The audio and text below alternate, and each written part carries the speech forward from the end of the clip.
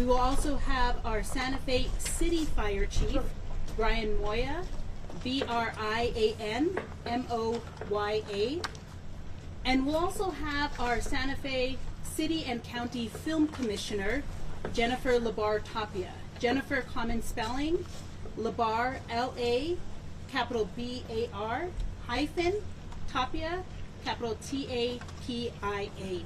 Jennifer will be speaking to the impact in the Santa Fe community, the film community, and our condolences to the family of Gene Hackman and Betsy. Fire Chief will be speaking to being the first responding agency and any determinations regarding testing the air at the home. And Sheriff Mendoza will be speaking to the investigation as the lead agency. So they will be out shortly, but again, we do ask that since there are a lot of media agencies, if you can start off with one question per agency, and then we can keep round robin. Round 3. Thank you. Thank you, guys.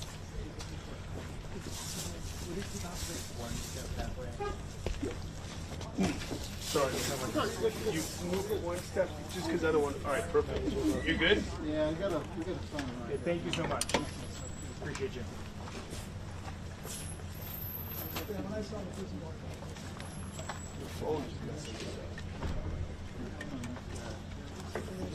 it on the other side. This is going to be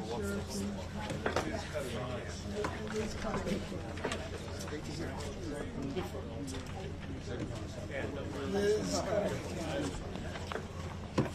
Yeah. Thank you very much. Appreciate it. Is that better? Yeah, thank you. Yeah, thank you.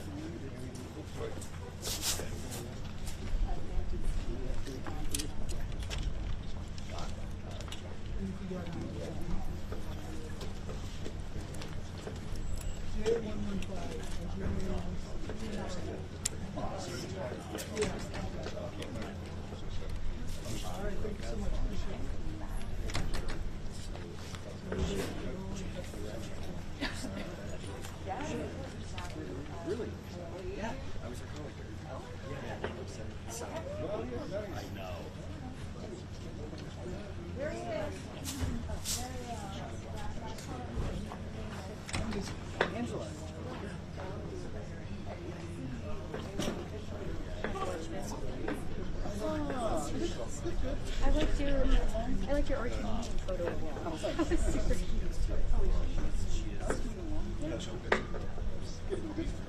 Yeah. Oh yeah. Now you guys are really starting to work on it.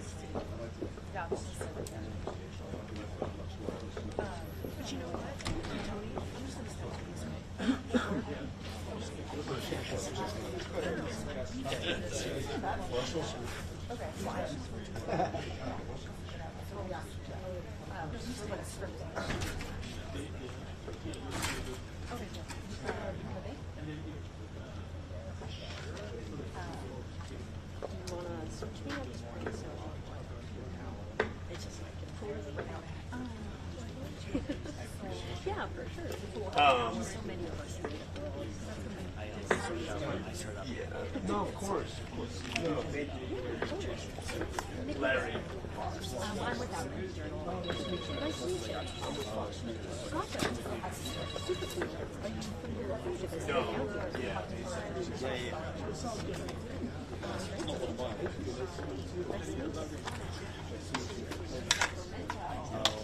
We do investigating. station. Oh, you thank you. Yeah. We're taking your feed actually. Station because I asked him if I needed your feedback on it. Oh, what's your feed? Plus, This is like my. and the station's here too. So we're getting two feeds. Okay, cool. Makes my life easier. Yeah, yeah.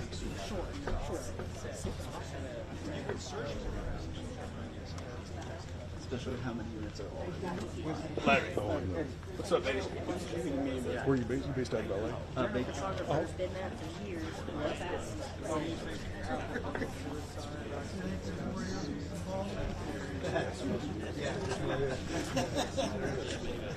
So movie star hanging out.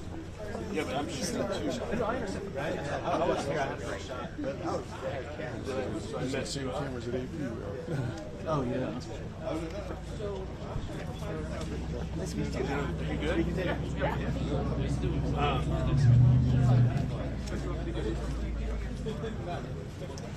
Yeah, we have one small. That's one of the ones that they said I guess there Oh yeah, both of you here. Oh, that's cool. Well, no, but like for the kid. Oh, I see. But anybody that comes to like fires, hurricanes, or anything kind of medium sized ones, so like, you know, it's not quite as good, but we are asking if I can run around. Travel and It does go through airports. sometimes I miss that, but right.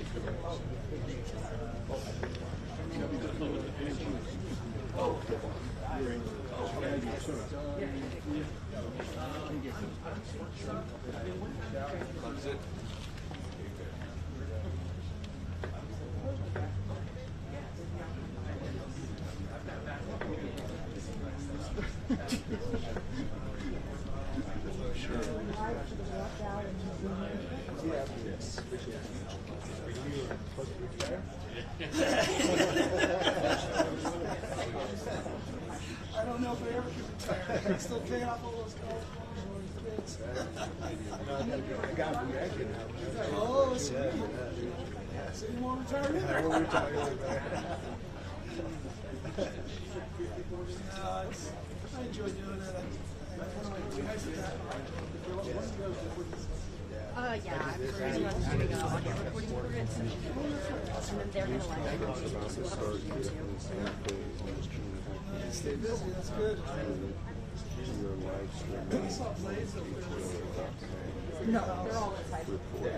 I was there for the report. There's no wet out there. Starlink.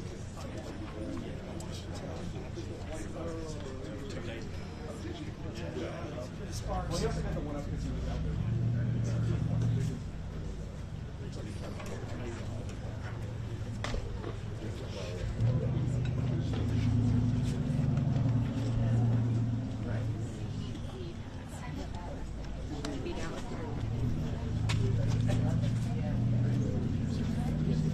Oh, it's in Mexico. It'll be cold for 10 minutes and then sweating. Yep. You get all 4 seasons in a day. It's nice. My brother likes to golf and ski, and one day we got invited to ski and golf. The only places that you can live a life like that. I would say, yeah. I can't believe. Certainly you certainly you are.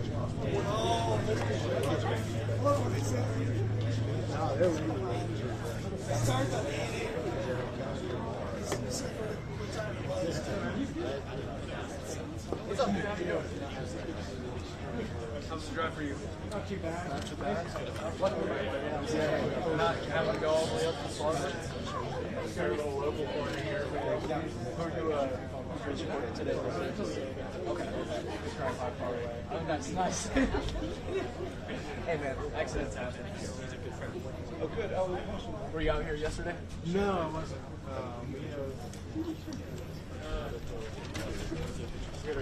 Yeah. Oh, you do? Okay. Sorry,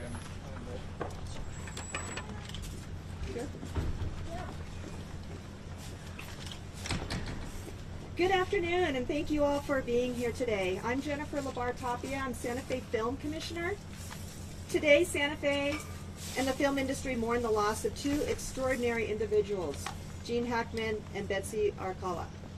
Gene was not only a legendary actor whose talent shaped generations of storytelling, but he and Betsy were also longtime residents of our community, deeply woven into the fabric of Santa Fe. His talent is for generations to come with all of his storytelling.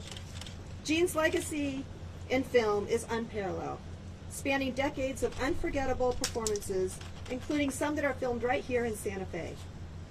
His work inspired countless artists, actors, and filmmakers, and his impact will continue to be felt for generations to come.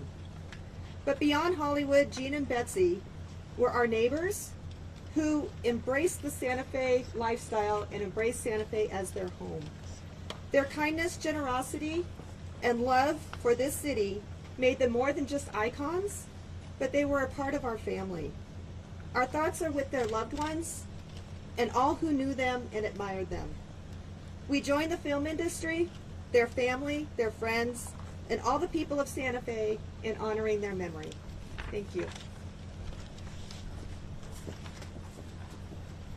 And now, Santa Fe County Sheriff Adán Mendoza will speak, along with Fire Chief Brian Moya from the Santa Fe County City Fire Department. Good afternoon, everybody. I'm Sheriff Adán Mendoza, Sheriff for Santa Fe, New Mexico, Santa Fe County. On Wednesday, February 26, 2025, at approximately 1:45 p.m., Santa Fe County Sheriff's deputies were dispatched to 1425 Old Sunset Trail, where Gene Hackman, 95, and his wife Betsy Arakawa, 65, and a dog were found deceased. An individual arrived to perform maintenance on the residence, became concerned after receiving no answer, and contacted neighborhood security to conduct a welfare check. Security then checked on the residence and observed Mr. Hackman and Miss Arakawa on the ground unresponsive through a window and called 911. Deputies arrived and gained access to the residence, where they observed Mrs. Arakawa deceased. They continued the search of their home and located Mr. Hackman in a separate area of the residence, also deceased. A German Shepherd was also found deceased, and two other dogs who appeared healthy were located on the property. Deputies then secured the scene and notified the Criminal Investigations Division. Due to the unusual circumstances of two decedents in the residence, there was a concern for scene safety. Santa Fe City Fire personnel and the New Mexico Gas Company were requested to the scene to test for carbon monoxide or other foreign elements. The scene was deemed safe, and approximately 9:30 p.m. a search warrant was issued and executed on the residence. Now, collected from the residence, from this search warrant, there were 2 green in color cell phones, 2 bottles of medication, 1 bottle of over-the-counter Tylenol, my request medical records, and a 2025 monthly planner calendar. Those items were secured from the residence for evidentiary purposes.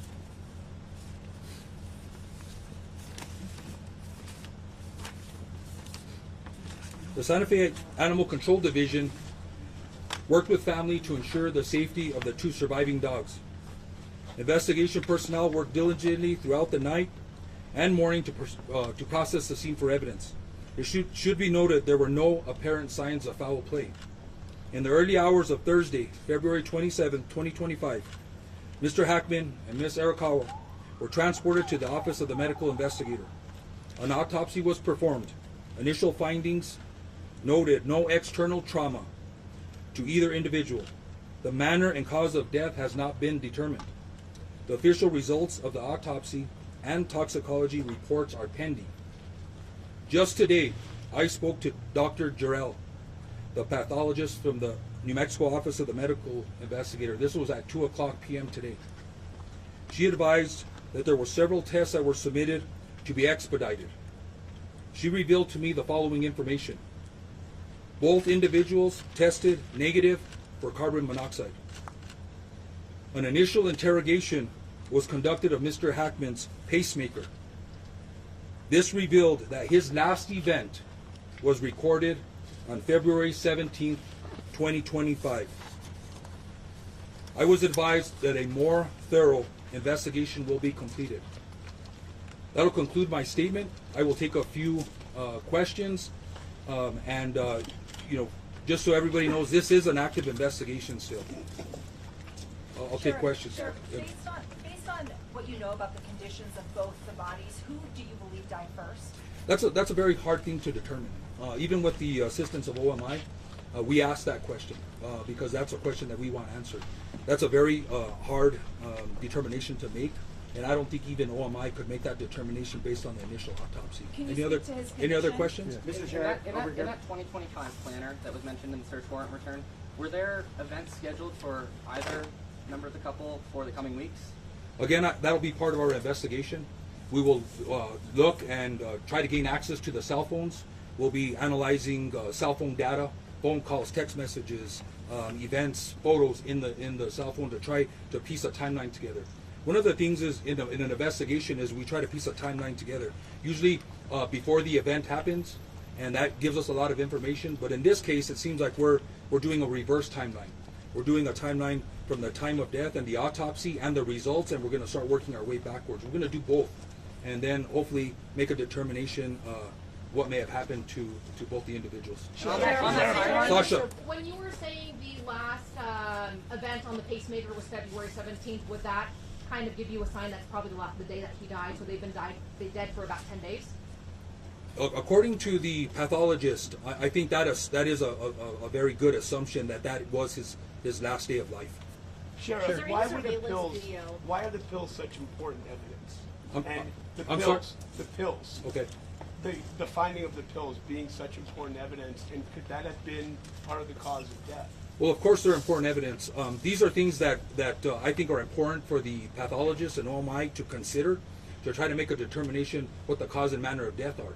So all that information is collected, not just for us, but we can provide that information to the pathologist and OMI so they can try and make a determination of what the manner and cause is. And I think that's important for OMI also. Sheriff, was there any surveillance video, and is that helping you to determine what may have led up to this? That's a good question, and that question's been asked. So, I respect the Mr. Hackman's and Ms. Arakawa's regard for privacy. I think everybody here understands that they were very private individuals and a very private family. There is no surveillance as we know of right now in the interior of the residence or the exterior of the residence, so it's going to help us determine a timeline or events that happened. Mr. Sheriff, have investigators, Tom Manson with CBS News, have investigators been able to get into the obtained cell phones? Not at this time. We have them in our possession. Those were collected yesterday. It's going to take a process. We do have software, and we may have to reach out to other agencies for assistance to get past, if they're password protected, to get past the passwords and gain access to that information. So this is some other things that it's going to take a little bit of time. Sheriff, is there any information on the dog? There are names, Nikhil McCullen from the Albuquerque Journal, there are names on prescription bottles. Do we know any idea as to who was taking any of those medications? Yeah, due to HIPAA, I don't want to release who the medication was prescribed to or what the medication is. I think there's a HIPAA concern there, so I won't release that information. Sure. Do you know the nature of the pills that were found by his wife? What were those pills there? What were they? Yeah, I think I just answered that question. I think I stated I'm not going to release the actual medication or who it was prescribed to due to HIPAA. They were prescription pills then? Sir? Sheriff, on the carbon monoxide part of it, does that, what the pathologist told you, does that rule out carbon monoxide, or is it possible it kind of dissipated from the body and they just weren't able to find signs of it? I think that's a question for the pathologist. It's with that information, I'm assuming that at the time of death that they were negative for carbon monoxide, which means to me that that is possibly ruled out. That's another conversation I think that we will have with the pathologist and OMI to make sure that that's still not indication, but it sounds like that's ruled out. Were there any signs that Betsy was under any form of distress? I don't have that information. Again, I didn't personally see the individuals, so there's no indication that there was any stress. There was no indication of any of that I can tell or that I can share, unfortunately. Has foul play been ruled out? Hold on. Anybody else? I know you've asked a question. Sheriff, was there any significance to the space here being located near her head that detailed any more information about how the dogs died? No, I don't think the space, now that we've ruled out carbon monoxide, unless there's something else that comes back in the toxicology report, that we have to look, we're going to look at everything, right? We have photographs, we've documented everything that was close to the body in the room, then we'll look at that a little closer, but right now there's no indication that has anything to do with it. Sheriff, were you able to determine whether they fell or not? Like, was there any trauma evidence on the bodies to suggest a fall? No, I don't think there was any indication that again, there was no trauma indicated on the body. I'm assuming if they would have fell or injured themselves or a head injury or brain injury, that would have been discovered by the pathologist. So I'm going to say that they were. Just to follow up, but you saw the sunglasses and the cane on the floor, according to these reports. That would seem to go against that. That's up to the detective and OMI to work out. Sheriff, I'm gonna take 2 more questions. On the timeline that you're talking about, Can you say what the space heater was powered by? Was it gas powered or electric powered space heater? I don't know that information right off. on the timeline, Sir, how long do you think we'll have more concrete answers of what happened? again, we're waiting for the autopsy results and the toxicology. The doctor, the pathologist, shared that information, which I think some tests were expedited. And so she shared that information with me because she thought it was relevant to the case and important for the public to know. I don't know. I don't know when the cause and the manner will be determined officially, or when the toxicology results come. I'm assuming that pathologist will wait for the toxicology to come back, so that'll help her make her decision on what the cause and manner is. But it could be months or 3 months or longer, in my experience. Sure. One more question. When is the last known contact with either Betsy or Gene? Again, that's been one of our challenges because of their privacy. So one of the challenges is trying to determine that timeline. I think the event of the pacemaker gives us an idea, but we're gonna sift through the cell phone records. We're gonna go through the planner. We're contacting workers, maintenance workers, family members, security. We're going to be talking to security. It's a secure subdivision. There's in and out that I believe is documented. So we're working with them to try and determine, when the last contact was, and that'll help us put together the timeline. So thank you, everybody. I hope this answered some questions. And again, if we get more information, we will release that. I know there is concern and interest in Mr. Hackman and Mrs.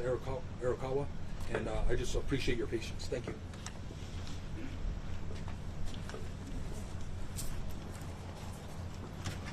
Do you believe the dog died of starvation?